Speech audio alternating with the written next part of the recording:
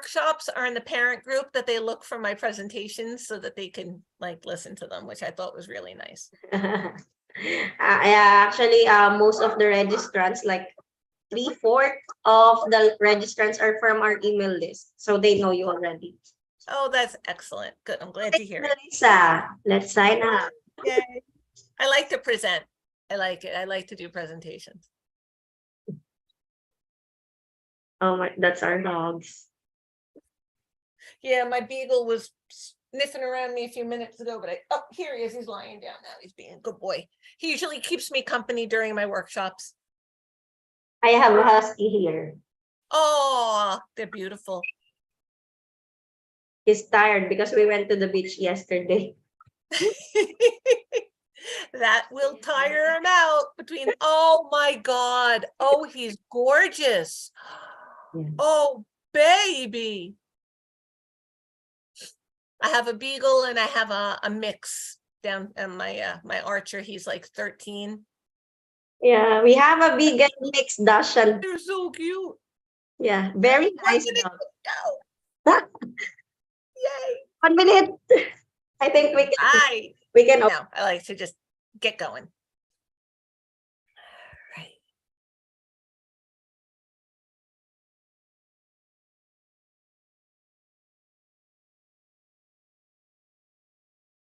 Good morning, everybody. Welcome to today's presentation. My name is Melissa, and I will be leading today's workshop on using functional communication training.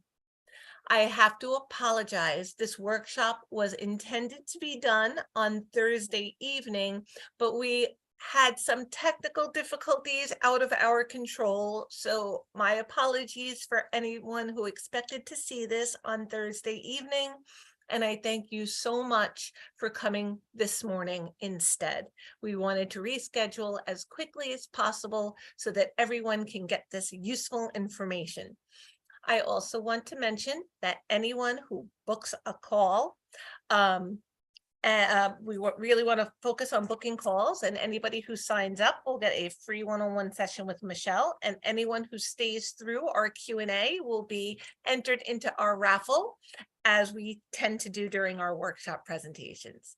So without further ado, let me start our presentation on functional communication training.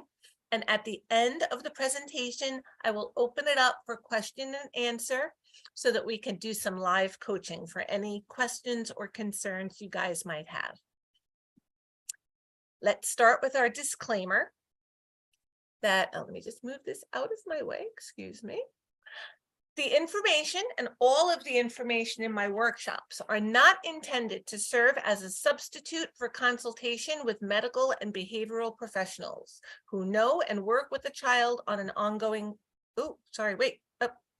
basis. Only qualified professionals who know and work with the child on an ongoing basis can adequately assess and supervise a child's program. I always recommend including a board-certified behavior analyst on a child or client's team. This is especially important if a child is in danger of hurting themselves or others.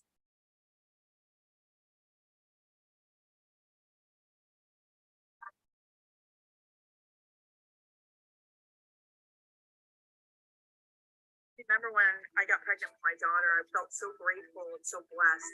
My life up until that point had been pretty rocky. I'd had a lot of bumps and bruises along the way, and I finally thought that I was turning a corner and God was blessing me with this beautiful gift of a child. And I just, yes, finally something was going in my way. And then when she was born, she was just absolutely perfect. I had all of these dreams and expectations for her. I thought of all the things that I thought she was going to do.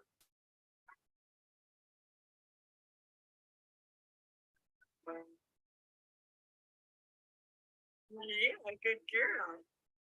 Right after her first birthday, I started to notice her behavior changes.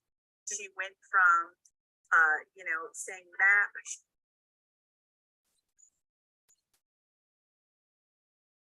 She was obsessed with Dora the Explorer, Mama, Dada. She was saying it all. Good girl, say map. hit all of her milestones up to that point. She walked at 1, she was eating solid, she just, she looked really good. And then I just remember her, it felt almost overnight or very quickly where her demeanor just changed. She went from this super happy baby to crying and tantruming, just frustrated all the time. And I remember saying to my mom one day during one of these tantrums, like, where did my happy baby go? But I didn't think anything past it. I think I was kind of not ready to fathom that something could be off, even though maybe the telltale signs were there.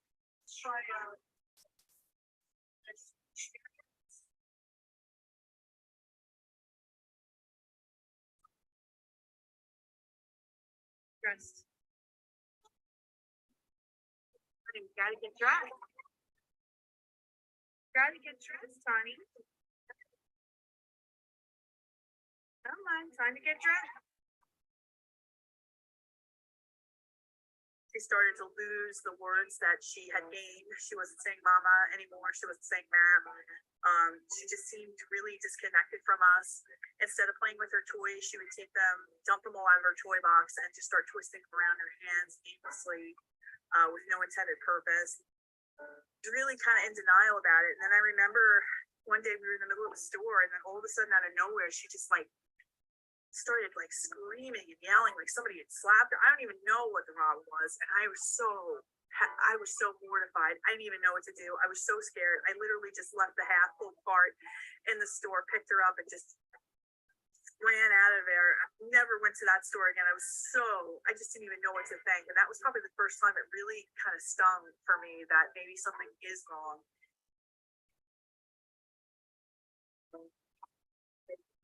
They didn't diagnose her right away. They said that, she was too young for a diagnosis. I didn't even know what they meant when they said that. I was like, diagnosed with what? I just had no idea what they were talking about. And then they said, we'll come back in if you're not seeing progress. And I said, okay, and a couple months later, I'm watching a speech therapist play with her on the floor. I'm not seeing any progress. It felt like she was getting a little worse. And then we went for our 2-year-old wellness visit, and the doctor said that she was behind if she wasn't using 20 words with intent. And that was probably just a knife to my heart. At that point, I really couldn't deny that something was up with her anymore. So then I called the county back in, and then she was diagnosed on the spectrum. And I remember that day, and it was worst days of my life. It was my darkest hour. I could easily say that. As a mother, as a woman, as just a human being, it was probably one of the hardest times I had ever gone through. And I remember just being I went from being so happy with God, so thankful, to being so pissed at doing this to her and wrecking this beautiful gift he had given me. And for a while there, I struggled. I struggled to figure out what this meant, or what we were going to do, or how this was going to define her. All those dreams I had for her future were just completely shattered, and I had no idea what was going to happen next. And I went from just hopeful to just complete blank when I thought about the future. One night I was thinking, I'm going to die one day, and who's going to care for her like her? And something about that thought just snapped me out of my depression and my anger and my fear and said, listen, we got to get to work here. I promised that when she was born, I was going to be the best mother I could be to her. And that promise, it hasn't changed. In fact, it should mean more now than ever, not less. She needs me now more than ever.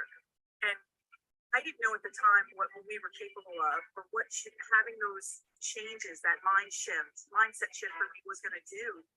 But I wanted to know that at the end of every night, I could look myself in the mirror with confidence and say, did you do everything you could, Michelle, to give her the best possible life?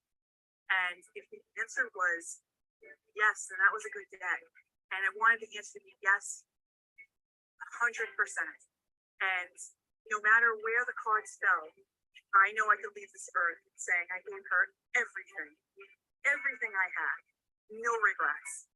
And as I've navigated this world with her and walked away that day after having that thought, I really just grabbed the bull by the horns. I became her fiercest advocate.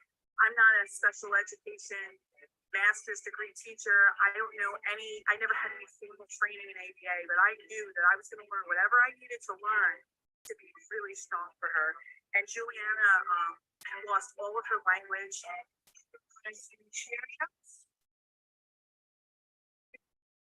The one Cheerios. Okay. She was nonverbal when she was diagnosed. Show me what you want. Okay. We taught her sign language.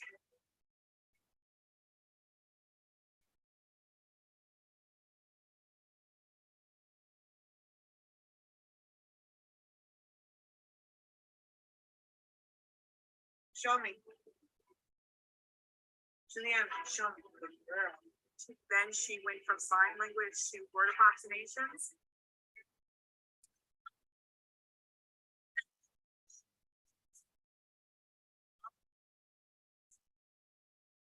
Then she started to speak. Say, I can't be. The most restrictive preschool environment. She was in a 614, most restrictive preschool, special education preschool environment could be.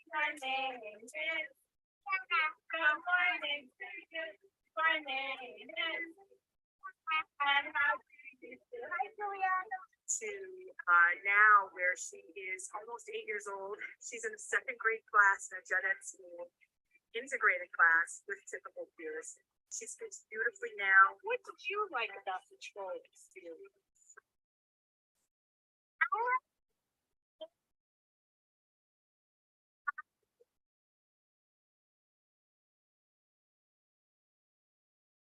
She has a personality. She has conversation skills. There's still things that we need to work on, but for the most part, her future went from black to now having possibilities. And none of that could have happened had I not kind of gotten out of my own way and really hit the ground running and started to take action for her. And I can't say that I can do that for every parent I coach, but what I can tell them is I will have them feeling like I did, looking myself in the mirror, you looking at yourself in the mirror and saying, I was everything I could be for her today. I have no regrets. And whatever happens, happens. It's really for us as parents to know we fulfilled the duty that we promised when we had these children. This is the best versions of ourselves to live, to raise these children. I've helped now hundreds of mothers, coach them one-on-one to do the same things I did, to help them to be strong, to help them to craft plans where we're seeing constant progress. This is what I want to do. I want to give you the chance that Juliana's had. I want to give you every opportunity to give your child that kind of thing. Juliana, today is my wish. A day full of happiness. Thanks with friends. Thanks for remembering to dance and great times. I hope you can happy birthday, love, Jane. Oh, I love this. Oh, I'll play it again. Love that video every time we play it. So let's talk a little bit about some of those strategies that help get Juliana from where she was to where she is now, right? So what we're talking about today is using a strategy known as functional communication training. Many children on the spectrum display inappropriate, maladaptive, and even aggressive behavior towards others and towards themselves sometimes. Often these behaviors stem from difficulties with communication that leads to unexpected and often undesirable methods to get certain wants, needs, and interests. So what's happened is the child has limited communication skills, and out of that frustration, not being able to communicate their needs, they've learned that when I engage in this particular behavior, somehow my needs end up getting met. So they've learned if I start hitting myself in the head, someone will come over and start asking me, are you hungry? Are you thirsty? Do you need a break? Do you need a walk? Do you want a cookie? Do you want some water? And eventually they'll hit on what it is that I want. Or every time I start hitting myself in the head, someone comes over and starts paying attention to me and talking to me and soothing me and trying to help me feel better and provides comfort for me. So this has become their own language in a way. It's become their way to get those needs met in the moment. Now, what we want to do is use functional communication training. Functional communication training addresses all of these interfering behaviors by identifying the behavior and giving a replacement behavior, giving an appropriate way to get that same need met with an appropriate communication strategy that everybody will understand, not just the people in your household that's kind of learned to anticipate your needs, or that have learned if you hit yourself and you're in this area, you probably want this. If you're screaming and you're doing this particular behavior, you might want this. The rest of the world isn't going to understand or interpret your child's unique communication that way. So we want to teach your child the way that most people in most environments will be able to meet those needs reliably, right? Because if your child is expecting, when I hit myself in the head, someone's going to come over and offer me the food or drink items that I might want. But then if they're in another situation, in another setting, or with somebody else, and they start hitting themselves in the head, that other person may not understand this means that that child is hungry, or that child is thirsty, or that child needs something. So they're not going to respond by meeting the need that needed to be met in the first place. I hope that makes sense to everyone. So what we want to do is we want to teach an appropriate alternative response that everyone will understand. So to say hungry when you want something to eat, or to say drink or juice or water, or look or help when you need to get your needs met, because that is what's going to be most reliably generalized across environments. If you use the right words in most settings, you'll tend to get what you're looking for. When you're using or when you're engaged in maladaptive behavior, it's typically only the people in your primary environment that will understand that language.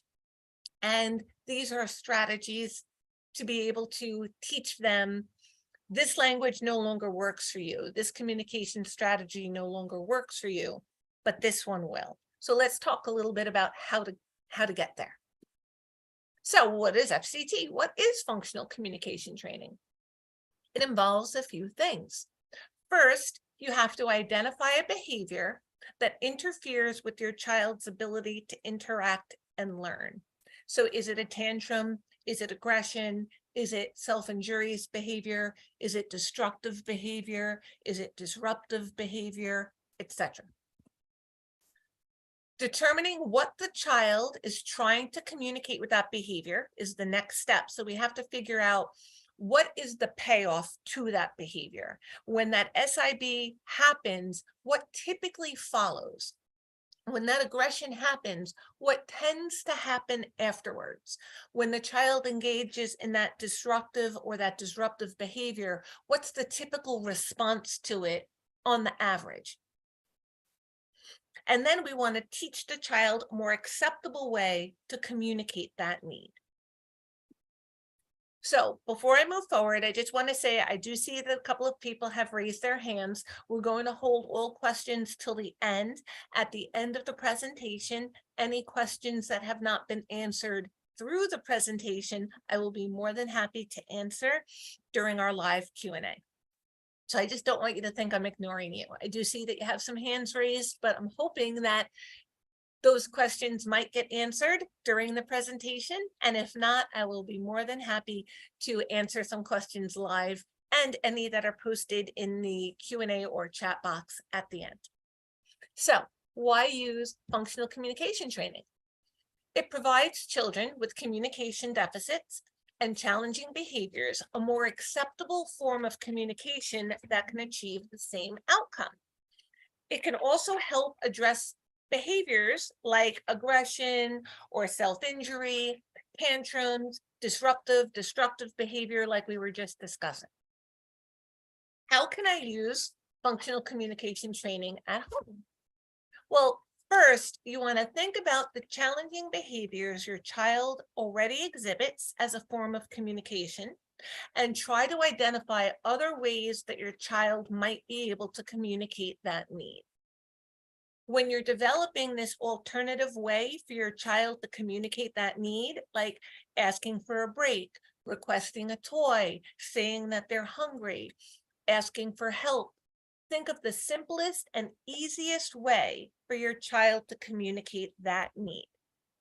Remember to praise your child or provide reinforcement when he or she uses a more appropriate form of communication to get his or her needs met. So if instead of screaming, they make a request, immediately fulfill that request and then give them a lot of praise or access to other reinforcement just to make it extra reinforcing. So not only did they get their needs met, but they got positive attention, they got a cookie or a sticker or enthusiastic praise and attention, and you were genuinely proud of that. That is going to make it more likely that the next time they need to get that same need met, that they'll be more likely to use the appropriate communication instead of screaming. So it's really important that the simplest and easiest way to communicate that need is chosen at first. We always build later. Once your child is using the simple and easy way to communicate their needs instead of that inappropriate or maladaptive behavior, then we can start to build to using different words, phrases, sentences, to persevere if somebody you need to ask is busy, to initiate to someone who might be distracted, to how to respond if that choice isn't available, etc. But to start, we have to overcome learning history. And all that means is that up until now, this has worked for your child. This is an appropriate way for your child to get their needs met in their eyes. It's working for them. They were upset, they did this, and now suddenly everything is better, okay? So this is something that works for them. Now, all of a sudden, you're asking them to do something new, to do something different. They're not really sure that it's going to work each and every time.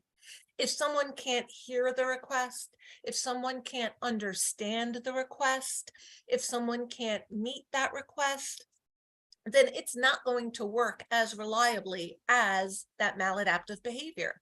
So if your child hits themselves in the head and you're kind of falling all over yourself to make sure that you give them what they're looking for to stop them from hitting themselves in the head, but when they say, I want more time on the iPad, and you say no, well, now their appropriate request isn't working as reliably as the maladaptive behavior. At the beginning, the appropriate behavior has to be easier than the maladaptive behavior. It has to work as well as, if not better than the maladaptive behavior. And you have to respond as quickly, if not more quickly, than you would respond to the maladaptive behavior at the beginning in order to get your child to buy into this new thing. Why should I use this new thing if this old thing works for me? That new thing is harder and it may not work every single time. This old thing does work. So it's really important when you're getting ready to use functional communication training that you're ready, that you are going to say, at first, any appropriate request my child makes, I'm going to meet. If I can't meet that request, I'm going to give them an alternative choice. But to start, I'm going to meet those requests as often as I can, like as close to 100% of the time as possible. Because otherwise, all your child is going to say is, well, I tried your way, didn't work as well for me. So when I really, really, really need something, I'm going to go back to what works, which could be hitting myself, screaming, tantruming, breaking something, etc. So it's really, really important that the new appropriate strategy is even more effective than the maladaptive behavior was. And a lot of that, unfortunately, is on us to make sure that that happens. To the adults in the environment are going to respond, like I said, as quickly, if not more quickly, and more reliably than you respond to the maladaptive behavior. Okay, let's talk about planning for functional communication training.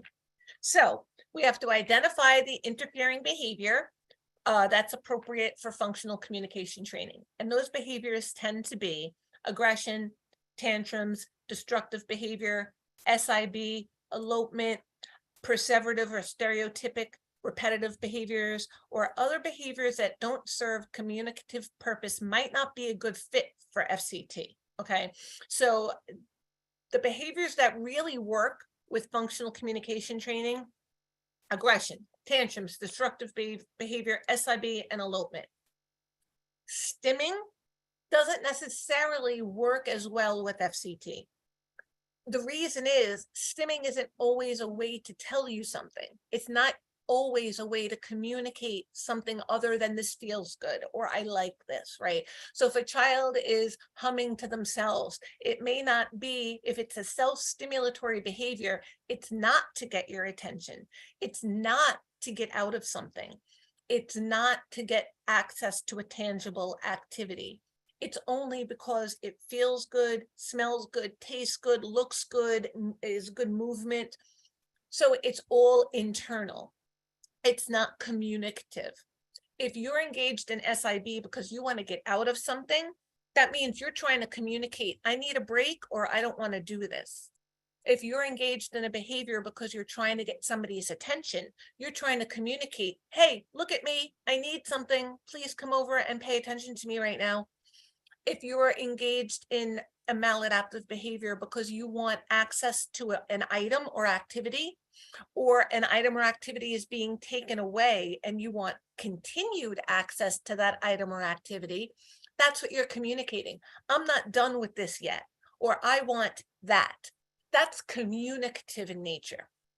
Self-stimulatory behaviors aren't communicative in nature.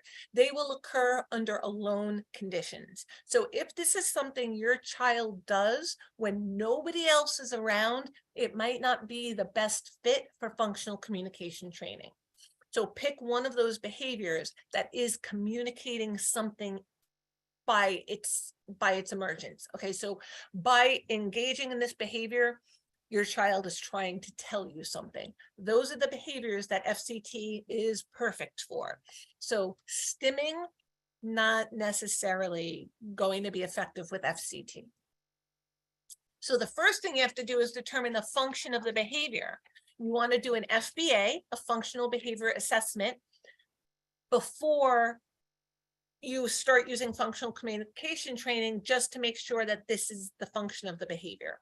So if you know this is a communication behavior, it's escape, it's avoidance, it's to get a tangible, or it's to get your attention, those are all communicative in nature. You can use FCT for that. If you're not sure, do an FBA first. And we do other presentations on how to do the FBA. So I'm not going to get into all the details of that here, but just know you have to figure out the function of the behavior. And as long as that function is communicative in nature, trying to communicate something to you, then you can use FCT for it. Okay, then you want to choose the replacement communicative behavior. Once, excuse me, once you know the function of the behavior, you can choose the replacement behavior. The function should be the same as the interfering behavior. So the form of communication the child will use should be based on the child's current communication skills or abilities. We're not pushing for more language than your child is already able to do right now. This isn't about teaching more language right now. This is about teaching your child to use appropriate communication strategies. Any appropriate communication strategies your child already has, we can use FCT with. And I'm going to talk a little bit more about that. I'm going to explain that more. The effort, we talked about this a few minutes ago, the effort it requires to do this replacement behavior should be less than the interfering behavior at first. So it should be easier to do than the inappropriate behavior. And it should work, like I said, as quickly or more quickly then. And everybody has to be familiar with the replacement behavior. You have to gather and organize your supporting materials. So let's talk about what this means. We have to figure out what we want your child to do instead of doing the behavior that we've targeted. So if you've targeted aggression, or if you've targeted SIB, or you've targeted elopement, You now know, okay, so the function of this behavior is escape, let's say. Now we have to pick something that will allow your child to escape. That's easier for them to do than engaging in aggression, than engaging in SIB, than tantruming or getting destructive. So the replacement behavior has to get them out of something. If they're doing this behavior to escape something, the replacement behavior has to get them to escape something, has to take something away that they don't want.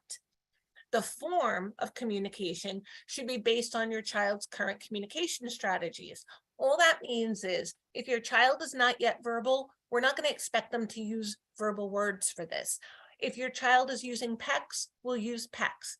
If your child can point, we'll have them point to something that represents, I need to stop this now. I need a break. I need you to take this away. If your child is signing, we'll use signing. If your child has single words, we'll use one word. If your child can use phrases, we'll still use one word because we want it to be quick and easy, okay? So the easiest form of the communication that your child is already learning. We're trying to replace maladaptive behavior here. This is not yet about expanding communication as far as teaching a child who's using words to use phrases or a nonverbal child to start speaking. This is about taking a behavior that your child is using to communicate something and teaching them how to use an appropriate way to communicate that same message. So we want to communicate that message in a way that your child can do. So if your child is already using PECs, we'll use PECs. If they're not using PECs and they don't have an effective communication strategy, then that's our first step, is to teach that strategy. And we can teach it by having them point, prompting them to point to like a break card and then taking something away. Trying to hand them something that they don't want, physically prompting them to shake their head no, and then taking it away. So we could do some teaching of that before you start implementing functional communication training in general, if your child needs that. Okay, then you want to make sure that everybody who's going to use this, all of the caregivers, any adults in your household, older siblings, etc., teachers, staff, paras, EBA therapists, anybody who is going to be a caregiver to your child has to know this plan. They have to know that before your child engages in this maladaptive behavior, this is the behavior we're going to prompt them to use instead. So everybody has to be familiar with what that new replacement behavior is. And all of your supporting materials has to be available and ready. So if you're going to use a break card, you have to have the break card out and ready. It has to be available. It has to be visual. It can't be something that you have to go and find in the moment, because the time it takes between you seeing your child is about to hit themselves and then having to go and find the break card, it's going to be too late. They're already going to hit themselves. But if the break card is right here, and your child is about to hit themselves, you can block them, redirect them to touch the break card, and then take the demand away. So it has to be available. Otherwise, your child, if your child uses the maladaptive behavior before you can prompt this appropriate replacement behavior, it's too late. You've missed that opportunity and you just have to wait for the next one. And that's okay. It happens to the best of us. Don't get discouraged, because there will be another opportunity to try. Okay, using functional communication training. We're going to teach the replacement behavior using most to least prompting, which means we're going to start at the highest level of prompting to use the replacement behavior and then gradually fade the prompts. We don't want to give your child the opportunity to engage in the aggression, in the SIB, in the elopement, in the destruction, in the disruptive behavior. We don't want to give them the chance to do that. So we want to over prompt initially. We don't want to give them the opportunity to misinterpret. Well, I said break as I was hitting myself, so I don't know if it was me saying break or if it was my hitting myself that got you to take this away. It has to be clear. Before you get to hit yourself, I got you to touch the break card and then I took it away. Now it's going to start to make sense to your child. Over repeated opportunities to practice, they're going to see, every time I touch this break card, that thing is taken away. When I don't touch the break card and I actually hit myself, I don't get, that thing isn't taken away until I stop hitting myself and then I touch that break card. So it's now the break card becomes like the on off switch. That's the only pathway that will get that thing taken away that I don't want. So we want to start with more prompts, not less. When we do least to most prompting, we're trying to give your child the opportunity to do something independently, and we're only prompting them if we have to. This is a new skill. This is something brand new. We have to prompt your child because they don't know what this new behavior is yet. So always over prompt at first when we're using FCT. We want to reinforce any replacement communicative behavior. So you want to provide that relevant response that yields the desired outcome consistently and frequently. It might be necessary to structure the environment in a way to pick something that everyone's going to respond to. Okay. One of the problems with sign language is that not signs. So if your child is going like this to somebody and they don't know sign language, they don't know that that's the request for instantly and quickly. So if it's a break card, it says break right on it. That's very easy. So we just want to use, so we don't want to, especially if we're trying to do this quickly, if we want to use one, so if that one word is, if you're trying to get out of something, stop, no, hold on, right? That's easy, that's clear, that's quick. If you're starting to say, I don't really think I want to do too late, I've already given it to you. Right, it's taken too long. I didn't understand that you really mean no. Like that, I don't know. That's different than no. Right, that's much more clear. Is acquiring a brand new response. We have to make it as clear and we have to make it work so that they'll buy into it and they'll start using it. If it's hard to use or doesn't work all the time, or not everyone will work as quickly. So the relevant response that yields the desired outcome consistently and frequently just means something immediately. Now, it might be necessary to structure the environment. It just means you might have to set up the environment to give a lot of opportunities to teach this, so we'll learn it. So as an example, if you're trying to teach your child to say no, stop, or something that you know they don't like, you can now offer it to them, prompt them to use the break card, do it again, wait a few minutes and do it again. As long as you're ready to prompt them before they get frustrated and they still see, oh my goodness, all I did was touch this and that was taken away, they're going to learn it a lot more quick, practice it. So it might only come up once or twice naturally, but you could set up 15 or 20 opportunities just by presenting something you know your child doesn't want, trying to stop. The more opportunities they have to practice, the faster they'll learn it, just like with everything. You want to remove reinforcement for the interfering behavior. This is the hard piece right here. That maladaptive behavior can no longer work. So you have to either ignore or block access to the desired outcome. So the interfering behavior is not reinforced. It no longer works. It's like this circuit has been turned off, but this circuit has been turned on. So hitting myself no longer gets that thing taken away. That's the hardest part, but it's not going to be for long, I promise. If you use this consistently and reliably and doing this correctly, it's only going to take a few opportunities before your child realizes, okay, hitting myself isn't working, but as soon as I have you block me from hitting myself and you make me touch this card, that worked. Okay, so I hit myself again, and now you stopped me from hitting myself. You just held my hand for a second or two, so it's no longer associated with the hitting. Now you had me touch the break card, and now this was taken away. I'm going to start to learn that it's touching the card that gets it taken away. They might think, well, if I go to hit myself, you'll prompt me to touch that card.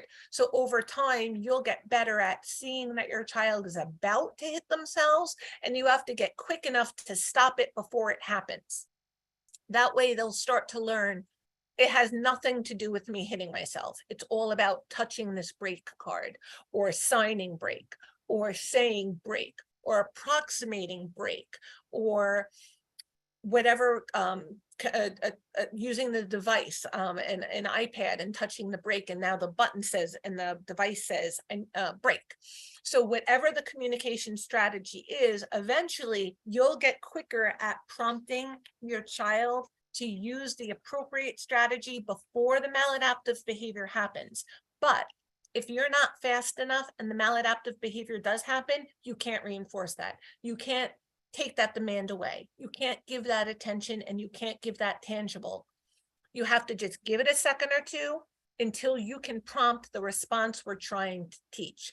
Once you prompt that response, then you can give in. And over time, that as your child starts to use that prompted response, eventually you could raise the bar to, you only get it if you didn't hit yourself first, or you only get it if I don't have to help you use the break card. But that comes later. That comes after they're reliably starting to use it with minimal prompting. Then you can start to raise the bar on them. But initially, you have to stop reinforcing the maladaptive behavior and only reinforcing the replacement behavior.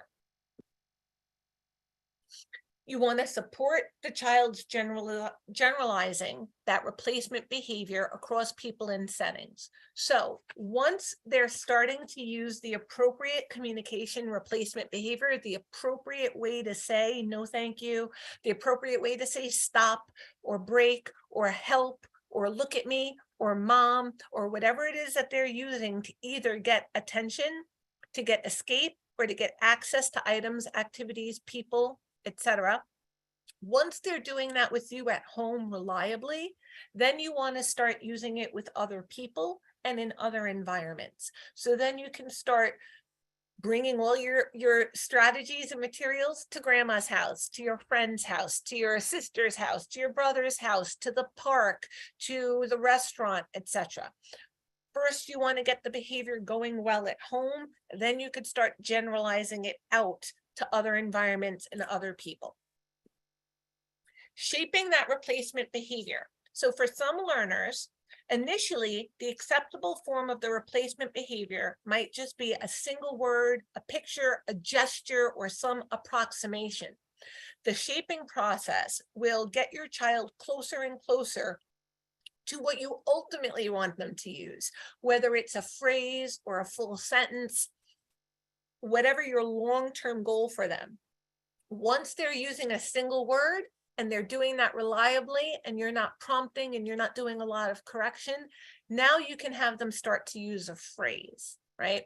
If they're using a gesture, then you can start to use another form of communication, like maybe using a PEX, or maybe using a sign, or maybe using an augmentative device. If they're approximating the sound of the word stop or break at first, when they're reliably using that sound, then we'll start to shape up to use a blend, to use more sounds, to approximate the word, to say the word, to say a phrase, to say a sentence, to wait, etc. But that has to build. You don't do that at step 1. That's like step 6 or 7.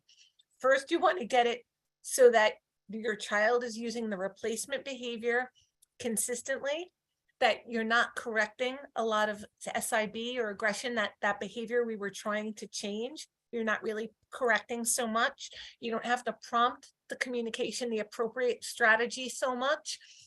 Once you see that, now we're ready to start building, to start raising that bar and getting better and better responses.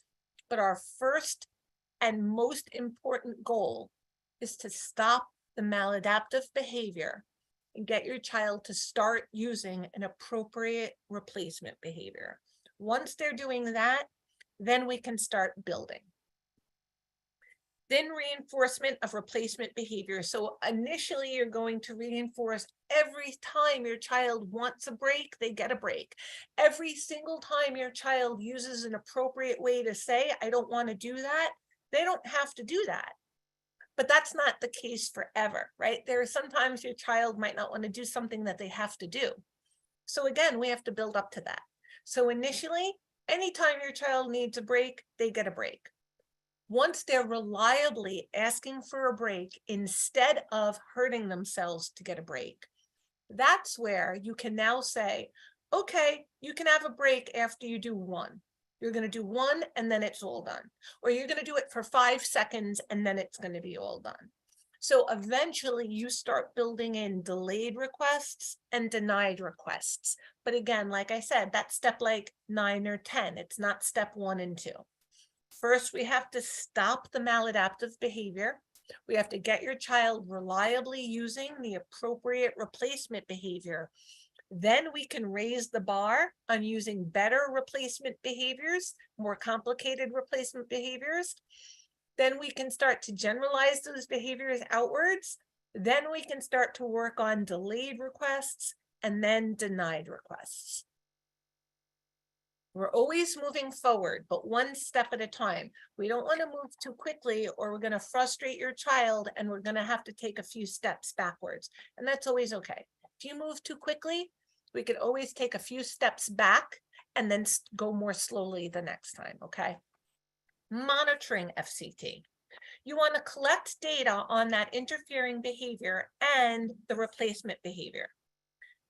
The form of the data collection will vary. It's based on what works for you, the behavior you're recording. Basically, this is about taking data. You want to write this stuff down so you know if it's working.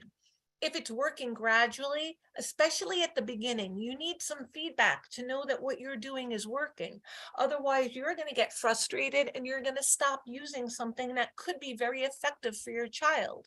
So if you're writing down, say as an example, and we only want to start targeting one behavior at a time. So say we're going to target aggression. My child is aggressive when they want to get out of things that they don't want to do, okay? So I'm going to write down every single time my child is either aggressive or tries to be aggressive. And now I want to teach them to ask for a break. So I'm going to use a break card. And every time they touch that break card, I'm going to give them a break. So I have to write down every time my child is either aggressive or tries to be aggressive. And I also have to write down every time my child uses the break card appropriately. You can make it so you have a piece of paper, 2 columns. One is aggression, the other one is appropriate asking for a break or break card use, whatever your strategy is.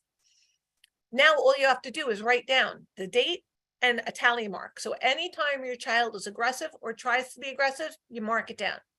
In the other column, anytime your child is not aggressive but actually uses the break card, you write that down too. Now you could start to see over time the number of times my child is being aggressive is going down and the number of times they're asking for a break is going up. That way you know what you're doing is working. And if it's not working, we have to figure out why it's not working so we can tweak the plan and get it to work. Data collection on the replacement behavior could also include the level of support and prompting, right?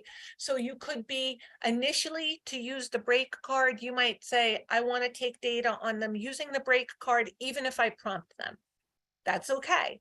But as soon as you stop having to prompt them every time, you want to differentiate prompted responses to unprompted responses, because our ultimate goal is for your child to do it without a prompt. So once they start to do a few on their own, now you have to code. So sometimes what I'll do is I'll mark a tally mark and circle it if it's independent. So that way all you have to do is add a circle. So I'm still marking down that they used the break card, and if they used it before I had to prompt them, I'm going to circle that tally mark or that plus or however I'm coding it, so that I know not only was that a use of the break card, but it was an independent use of the break card. Because like I said, that's our ultimate goal. And sometimes you might also want to take some notes, like have a spot for comments. So you could note certain things like, does it only happen around the iPad? Does it always happen around this time of the day? So if you think there are other variables that might be affecting the behavior, you could always write those down too. But the most important, the bare minimum that you need to collect data on, the aggressive behavior or the behavior you're trying to reduce, how often is that behavior happening? and how often is the replacement behavior that I want to see happening. So if you're taking data, that's the minimum amount of data you want to take. That will be enough for you to know if this is working or not working. Because sometimes it starts gradually and it can be hard to tell at first that it's working gradually, and we want to motivate you to continue using something that's working. We don't want you to get frustrated and stop something that could have been really beneficial for your child. So the next steps are going to be based on your child's progress, on the data, on the interfering behavior. You're going to look at your data to determine what your next steps are. That's all that this means. If your child continues to make progress, continue using FCT. So if you see that the behavior you're trying to change is going down and the behavior you're trying to inspire is going up, keep doing what you're doing. If that's not what you're seeing, here are some questions to ask. Am I using this with fidelity? Like, am I using it consistently? Am I using it correctly? Did I identify the right function of the behavior? So did I think that that behavior was to get out of things, but it turns out it's really for my attention? So did I mess up on figuring out what message my child was trying to tell me in the first place? If your child is trying to tell you, I want your attention, and you think they're trying to tell you, I want a break from you, you're doing the exact opposite of what they want. So of course it's not going to work. So that's a question you have to ask yourself if it's not working. These are just questions to ask if your data shows this is not working yet. So you also want to ask, is the replacement behavior addressing that function? So are they asking for a break when they really want my attention? Or they really want my attention, but they're pointing to a picture to get my attention. And if I'm not looking at them, I don't know that they're pointing to that picture. So maybe they have to clap their hands to get my attention. Maybe they have to raise, maybe they have to tap me on the arm. So is that communicative behavior I'm trying to teach the right behavior to get them what they're looking for?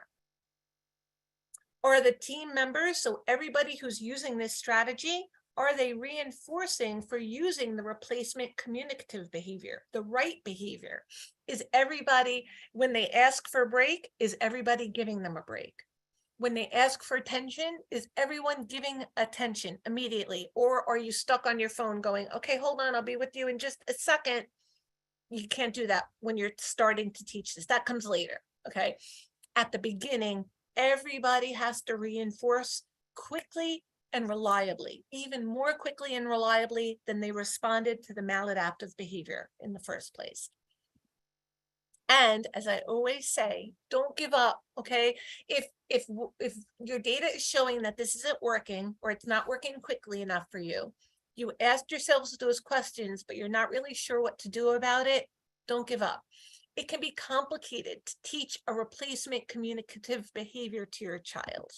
If your child is having difficulty developing this appropriate replacement behavior, talk to the BCBA, talk to your BCBA, talk to us, sign up for the program, have continued access to us so that when you do try something, if it doesn't work, we can give you suggestions and try and help fix what's not working.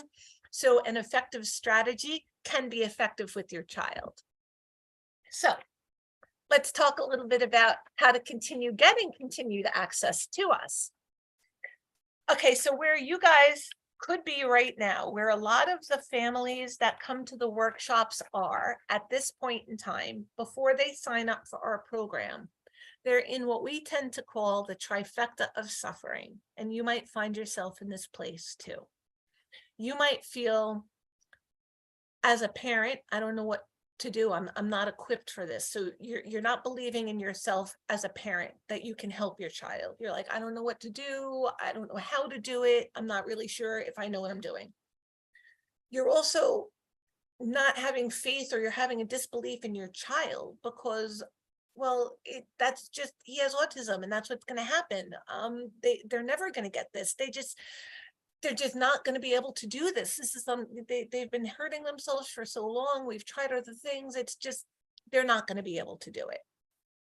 And you might also have this disbelief in programs, in programs in general, like I don't think this is going to help anyway. We've tried reinforcement before. We've tried other things and nothing has worked. This is just the lot in life that we're going to have. This is just the way things are going to be. When you're feeling this way, when you're not believing in yourself, when you're not believing in your child, and when you're not believing that things can change with an effective program, all that ends up doing is nothing, right? It's a resultless recipe. You just sit there purposeless, just spinning your wheels going, I wish things would change. I wish things would change. I wish things would change, but you're not really doing anything for things to change. Because even though you want things to change, you don't think you're the person who's going to change it. Or even though you want things to change, you don't think your child will be able to change. Or you don't think that program is really going to work for your particular situation. That's for other kids, less severe kids, other parents that are more educated or have had experience or have a BCBA and a team at home. That doesn't help anything, right? You're just stuck where you're at. That doesn't have to be the case. We have our Champions for Children Masterclass. We have a 3-month group coaching program, and it has guaranteed results. And I'll talk about what that means. When you join our masterclass, you will get a self-study course. It's a masterclass. It has courses on the big 3. It has courses on other autism-related topics. And that is a self-study course you'll have access to for life. So anytime you want to come back and look at information on specific strategies or specific interventions or any issues, potty training, getting nonverbal to verbal, anything like that, you can come back to these courses and look at these workshops and look at these videos and look at all the information that we have in your self-study courses to refresh your memory on the things that were taught in those courses. You also will get 3 weekly live group coaching calls, so you can learn from the experts 3 times a week. You get Michelle, who's the jack of all trades. She will craft out a personalized plan for your baby. You get Stella, who's our mindset coach. She will help your mindset in a place where you stay determined to help your baby. She will keep you from talking yourself out of being able to do this. She will help quell all of those doubts that you might have as far as if you can or can't do this. You get a BCBA like myself or Armando or Stacy. We'll teach you how to get to those big 3 with effective ABA strategies. So we'll give you all the strategies and interventions and plans and materials and ideas and things like that. You'll also get monthly specialist calls with a registered dietitian and a speech language pathologist. In addition, you get a private Facebook community where you'll never feel alone again. You can post what you need and you get what you need. And you get a weekly newsletter for scheduled calls. All courses and call recordings are located in your membership portal. You have lifetime access. So when you sign up, you can go back and review all the videos, all the trainings, everything forever. Now, let's talk a little bit about the way we structure our program. We have like these 3 main pillars that we built this entire program on. The first pillar is education. Like I said, we have a self-study course that you get access for life. All about you, which gets you into champion mode, all about your child, getting them into a forward momentum, keeping them there, no more aggression. Maybe you're thinking, I should do this by myself. Could you leave today, take your recording, and just work on this by yourself? Well, yeah, you could, but what would it be like to do this with a team of experts that can guide you every step of the way, guide you to guaranteed results? A study was done, and it showed that autism parents experience trauma similar to that of combat soldiers. Asking for help isn't a weakness. It's a gift that you give to yourself.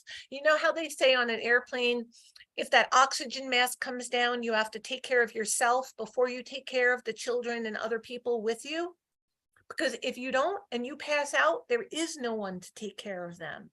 This is the same thing. You have to put your own oxygen mask on first. You need to get the help you need and the support you need, because you are the linchpin in this whole operation. And if you go down, everything goes down with you. So this will help support you to help support your child and your family and your needs. If you decide to go it alone, ask yourself, when life is hard and throwing me a curveball, things don't go as planned with potty training or communication, I have family issues, I change jobs, there's a new baby, we move. Can I do this by myself, get motivated and get back on track when life gets in the way? Or am I going to let life get in the way? Am I going to half-ass it? Am I going to say I should be doing this better, I should be doing this differently, but I'm still just spinning my wheels, right? Our second pillar of our program is our coaching. This is like the heart of our model right here, is all of our coaching. You get 3 weekly Zoom group live calls. So that's 3 group live calls a week. You get Coach Michelle, your one-stop shop for all your needs. You get your mindset coach, Stella, your built-in therapist for the next 3 months. You get the BCBA calls where you learn the tools to effectively help your child. You get the monthly coaching call with our dietitian and speech language pathologist. And our third pillar is community. Our private Facebook group just for our CFOC students where no question goes unanswered. You will be in a group of other parents that have been where you are, that are where you are, that understand where you are, where there's no judgment, where there are other ideas and suggestions from people that have been there and done it and bought the t-shirt. Support is truly our North Star. That is what we really, truly believe in, and we are there to support you. So think of it this way. You have a live coaching call with one of the BCBAs, say on a Thursday, and they give you this great presentation on functional communication training that you're dying to try. And then you go home well, you are home. So later that evening or the next day, you decide to try to use these functional communication training strategies. And on Saturday, there's a question. Something happened that wasn't covered in the presentation, or you're not exactly sure, something different happened, or you weren't 1000% sure if you did it correctly. You don't want to not continue to do this between Saturday and your next Thursday call where you could ask some questions. You don't want to stop doing it. You don't want to do it wrong if that's what's happening. So what do? Now you're stuck, right? Now you go on the Facebook group and you post your question and we get right back to you and we go, oh, okay, here's the answer to your question. So now you can continue practicing. So by the time you get to our Thursday call, you no longer have that initial question. Instead, you say, I had a question and it was answered and I did this and then I tried this and this is what happened. And now what's the next step? So otherwise you'd be a whole week behind, right? Every child on the spectrum is unique, and your program should be flexible and should bend enough to meet that uniqueness with personalized strategies. Learn that potty training is 1000% possible. Your child doesn't have to be verbal or mildly on the spectrum. You need to feel confident as a parent like you were before the diagnosis came, because you will learn to be fluent in your child's language of behavior. You will start to reconnect to your child because communication is finally in place. We're going to get to the root level of your child's problem behaviors and treat it, not just treat the symptoms. We will figure out the cause from the root so these behaviors happen minimally to not at all. We're going to teach how to live your life again, how to show up at an IEP meeting, how to go to a holiday party, plan a vacation, be a family. When life happens, we will help get you back on track. Things get in the way, but with support, it's a lot easier to get right back on track or not get knocked off track in the first place. We're going to learn from trial and error rather than quitting on our kids. That's the only true fail, is to quit. We're going to teach you how to build that champion mindset so you no longer have to worry about autism every minute of every day, and you'll get your independence back too. We guarantee our results, which means if you sign up for the 3-month program and you're showing up and you're participating and you're doing your part and you're not getting the results that you want, you stay until you do. Now, for today only, you will get a free one-on-one coaching session with Michelle if you enroll. So book a free coaching call. So click on the link and you'll get a free coaching call. Okay, so just book on the link to book a call. You will get a free coaching call. If you join our program, you will get a one-to-one coaching session with Michelle, which is worth the price of admission right there. Let me tell you, it is awesome. There is a link in the chat box. Just go into the chat box, click on the link, and book that free coaching call. After you get that coaching call, if you decide to sign up for our program, then you'll get that one-to-one additional coaching session with Michelle. It is priceless. And now let's hear how some of our other members have felt about being a part of our program. So I guess I wanted to start asking you, what were your biggest struggles prior to joining the program? You know, I was going around and looking for organizations and looking for help. So I started looking up online and I'm like, I really need somebody who's been through. There's no access to any kind of services over here in Ireland. Googling stuff and trying to find something. I joined because I have a 3-year-old autistic son, so I knew I had to do something that I didn't know what to do. Everything seemed to be waitlisted or just not available. To break it down to him, I had to have somebody break it down to me. And that really got me worried. It got my husband worried and thinking, okay, we need to speak to a PD. I think my biggest struggle was understanding their potential. I actually didn't know, like I was kind of relying on just the speech therapist. I came in just feeling very helpless, very confused. What can I do now that I haven't already done? You know, what would be the harm? What can I lose? Before participating, we weren't making as much progress. It was slow progress. I believe that I found you on Instagram. She is very turned off by a lot of doctors and therapists and things. I went back and forth and I'm like, okay, she's going to start ABA therapy on this day, and I told them that was my #1 goal. As everyone would be, I was a little skeptical because of how many times I have tried with Alexander. On one end, I'm hearing, okay, she's, artistic and, you qualify for a lot of services. And when I go and try to inquire about, we can't service her. All right, so now, I guess, where are you now? You and your child, now that you've joined the program? They're doing really, really well. Doing really, really well. I think their ABA program here is wonderful. We got very lucky with that. One word here or there, what it was that he wanted, but not necessarily saying I want. It would be apple or this or that, and that has totally blossomed. And now following like what the BCBA said, which is starting really small. Okay, so where I am now is where I kind of know that I'm in charge. The changes in him in less than 2 months, I think I've been like 6 weeks, are miraculous. The behaviors are decreased. The stimming has decreased. The listening to directions has increased. The language has increased. I just, set those goals for myself and cross them off and once I did that for me, turn my focus 100% and then I was able to get the work done. You helped me formulate the confidence in myself to realize Henrik was ready to really go for it. I would not have gotten through it. It went so much better than I ever could have imagined. I started listening to the tips for Michelle. He's doing so much better. More eye contact for sure.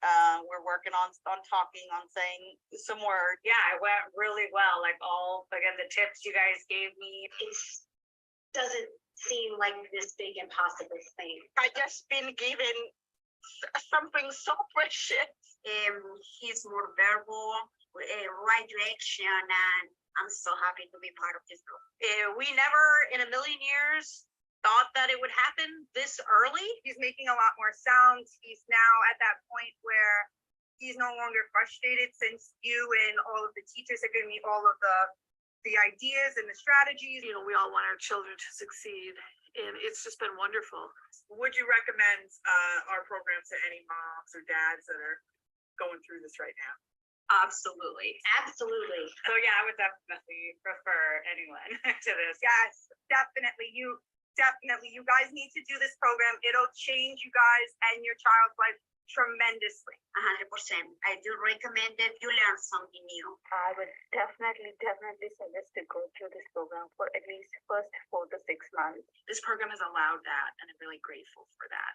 Take this course, you know, do the one-on-ones, listen and absorb everything that this team has to offer. You guys have a gift. And you're sharing it, and that's amazing. So I will recommend you to anybody, whoever is out there. It's been really great. It's been really great. And This is going to help you. You can learn through other parents' experiences. Just do it. Don't hold back. Just go all in with your daughter or your son, and I promise you will definitely see results.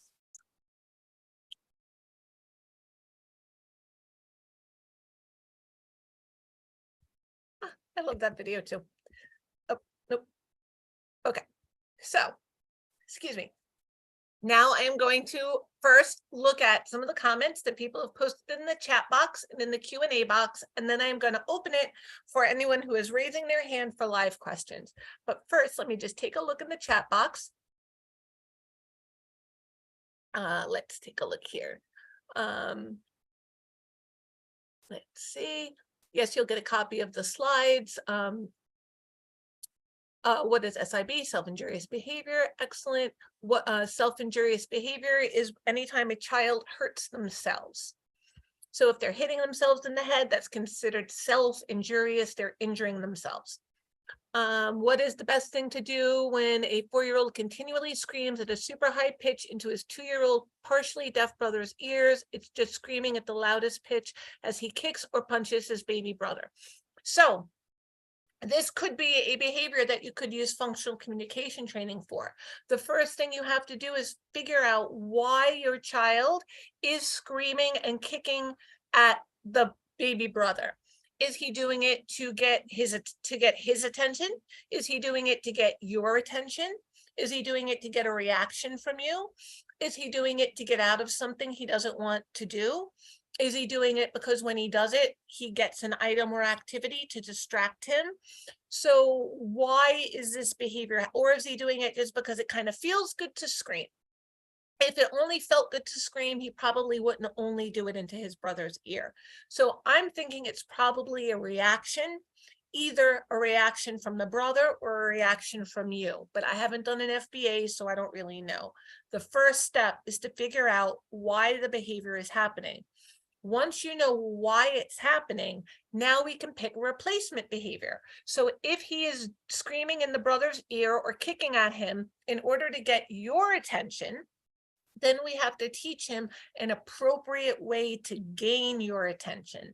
So he could raise his hand, he could say ma, he could come over and tap you on the arm instead of screaming at the brother, whatever it happens to be. Now, what you have to do is you have to see as soon as he turns to start or leans to start screaming at the brother, that's where you have to get in there before that happens. Like right as he's about to start screaming or as he's about to kick, block that behavior and then prompt him to like tap you on the arm. So you could block the behavior without giving him eye contact and without talking to him. So you're ignoring the behavior, you're correcting the behavior without ignoring the child, okay? So you are now ignoring, not giving eye contact, not speaking, but blocking the behavior and then prompting your child to tap you on the arm. As soon as he taps you on the arm, boom, over exaggerate giving your attention. Oh, what is it? What do you want, sweetheart? What can I do for you? What do you want me to do? And now you can interact in some way. If you do that reliably and consistently, and you see that the screaming and kicking at the brother goes down, then you've got it. You've got the replacement behavior and you've identified the function correctly. How can I get a copy of this webinar? You'll get a copy of all of the slides as we mentioned earlier. We will send via email after the webinar together with the replay. So you'll get a copy of the slides and a copy of the video. Let's see. Very useful information. I'm so glad to hear that. Everybody's asking about the slides. If a child is falling on the ground and screaming and you don't know the antecedent or cause to the behavior, what should I do at that moment, since it happened while we were walking out and it happened suddenly? Well, if this is just a behavior that happened out of the blue and it just happened once, you know, any behavior can happen out of the blue that way. If this is a pattern of behavior where your child falls on the ground and screams, and it happens more than once, now we have to figure out what the pattern is. In the moment, there are ways to try and figure out what the function is. So I tend to say, like, if I just placed a demand, if I just asked you to do something and the behavior happens, it could be an escape or avoidance of that demand. If the behavior happens and the child looks right at you to see how you respond, it's probably attention. If it happens in a public place and other people are paying attention, it's probably for attention. If it happens when you have an item or activity that the child might want, you just passed the park that they wanted to go in. You're holding on, you just took out your iPhone and the child wants the iPhone. Then it might be for a tangible. Once you figure out why it's happening, now you know not to let them get that payoff. So if they were looking for your attention, you're going to ignore it till they're quiet. Then you're going to give attention. If you're doing it because they want to go into the park, they don't get to go into the park until they're quiet, and you give them an appropriate way to indicate they want the park. Point towards the park, say park, whatever it happens to be.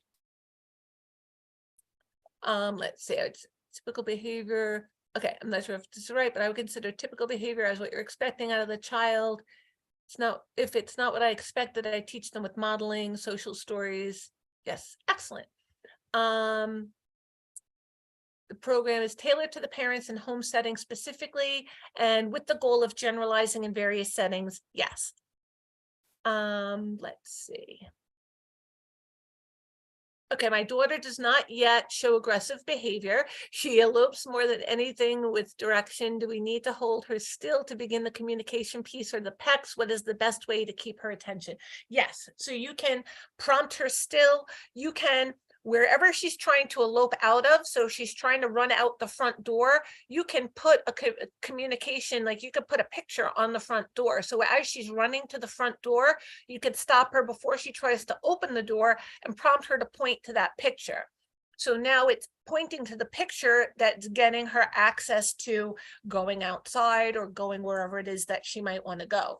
Eventually, you could put two different pictures on the front door, pictures of two different places, and whichever picture she points to, that's where you end up going. So she'll start to get the idea that the picture is my way of requesting which place I want to end up at. Let's see. Hearing loss, doesn't communicate appropriately, and somebody stops her from anything. Let's see, feeding through a G-tube, spitting on the floor. Any tips on how to address this issue? That's not necessarily a functional communication strategy, and that would actually be a really good question to discuss with in conjunction with our BCBA and dietitian. I would definitely recommend booking a call, talking to booking a call so that you can get that one-on-one counseling interaction, so we could ask and answer questions and we could do a little bit more in-depth analysis.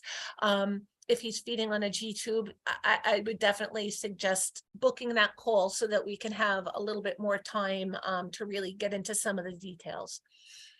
My daughter likes to rip up everything. How do I get her to understand she can't rip up things? I've tried to give her things she can rip up to redirect her from ripping up things that she can't. It could be a lot about the reaction that she's getting for ripping things up. So do you get very upset at the things that she's ripping up? I would continue to provide access to things that she can rip up and get her to eventually request ripping so that she doesn't just rip. She tells you she wants to rip and then you give her things she can rip, and try to restrict access to the things that you don't want her to rip. And then eventually you can maybe laminate some things and keep them out. So when she does try to rip them, it gives you that extra second to redirect her to what she is supposed to rip. But there has to be reinforcement for that as well. So if she wants to rip up, say, your report that you're typing, and you give her access to construction paper that she can rip up, or you give her a different piece of paper that she can rip up that looks like the printer paper, and she does rip up what you want her to, you need to reinforce that, both with praise and maybe access to edibles or tangibles as well, to make the ripping up more reinforcing than ripping up what she wanted to. And if she's not happy about ripping up what you're giving her, chances are it's not about the ripping, it's probably more about your reaction. So I would think it's probably more of an attention-seeking behavior. Please call the book a call so we could talk more about it in more detail and more in depth, okay? Let's see. A couple of the other questions in the chat weren't necessarily specifically related to functional communication training, like there was a potty training question and a GI feeding question. I would recommend clicking on the link to book that call, because when you book the call, we can talk about those specific issues that aren't related to functional communication training that might take more than a brief answer. And we definitely want to respect that and give the in-depth response that those behaviors deserve. Okay, now I am going to go to the participants and see anybody who okay, here we go. Let's see, attendees. Anybody who would like to ask a live question or get some live coaching, please raise your hand and I will be more than happy to answer any questions that you might have. I see that Vincent Spaulding. Vincent, I see that your hand is raised. If you would like to unmute your mic, Vincent Spaulding, I would be more than happy to answer your question. If you're available, just unmute your mic and I'm more than happy to answer any question you might have. Are you there, Vincent? Hello? I'm going to give you another couple of seconds and then I'll move to the next person on the list because you might have walked away, or perhaps we answered the question that you had initially raised your hand about. Okay, let's move on to Tony. Tony, your hand is raised. If you would like to unmute your mic, I would be more than happy to answer your question. Tony, are you there? I am here. Can you hear me? I can. Hello, how can I help you? I just was curious, when it's attention seeking, but it's for your reaction, is that still considered, does that fall under functional communication? Yes, They're yes, just looking for the reaction. Yes, because what they're trying to communicate to you in that moment is, look at me. I want your attention right now. I'm trying to get a reaction from you. So they're communicating that they're trying to get your reaction in that moment. Functional communication training would be very effective in that. Okay, and then would you use just like, if it's aimed at me, would I just give him like the mom card, like a picture of me to tap in that moment and then say like, here I am? And yes. And if you're right there with him, you can have him tap already you on the arm. And then you can Okay. work on initially tap on the arm and get your attention immediately. Then build up to a picture of you. And then that'll get access to you, because if you're not immediately in front of him, he should be able to get the card, go find you, give it to you, or go find you and tap you on the arm and then get your attention. But start with it just face to face, tap you on the arm. My head is turned. I'm going to prompt you to tap me on the arm and then over exaggerate. Oh, honey, what can I do for you? Got it. Thank you so much. Oh, my pleasure. My pleasure. Let us know how it goes, please. Let's see, Franca, I see that you have your hand raised. If you would like to unmute your mic, I would be more than happy to answer your question. Hi. Yeah, so I have a question. My son, before, he used to say mom just to me, and then he doesn't call anybody by their names. But now he's beginning to overgeneralize before every question or before any word.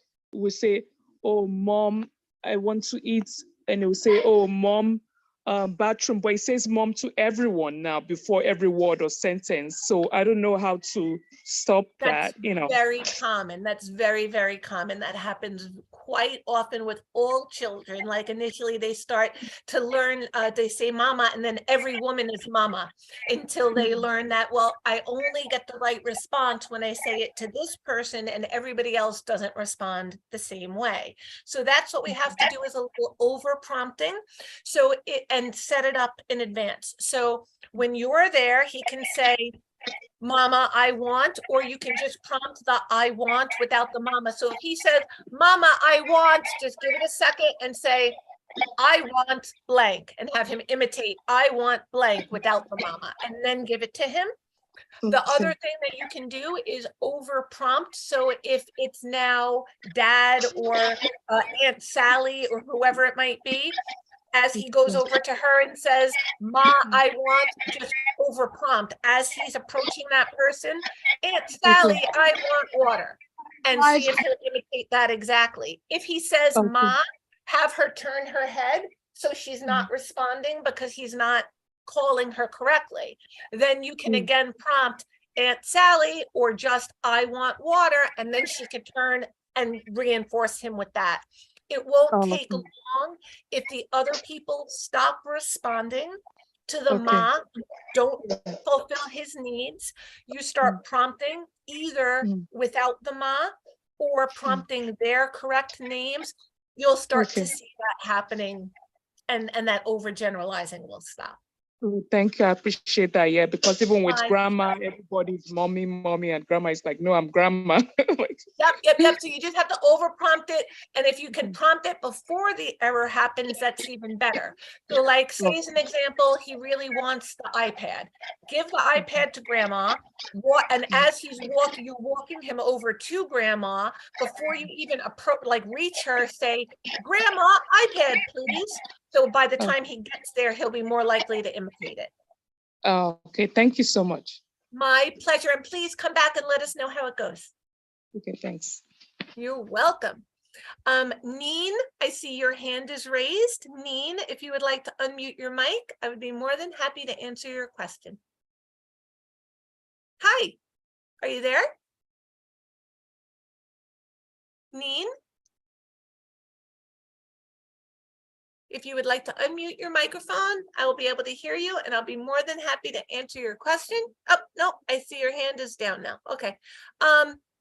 Doesn't seem that anybody else has their hand raised. So we can spin our wheel and see who won their one-to-one group, their one-to-one coach with any coach they want, the coach of your choice. You'll get a one-to-one 30-minute session with the coach of your choice. So can we spin the wheel?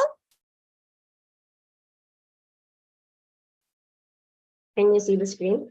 Yep, I see it. Wonderful. Good luck, everybody.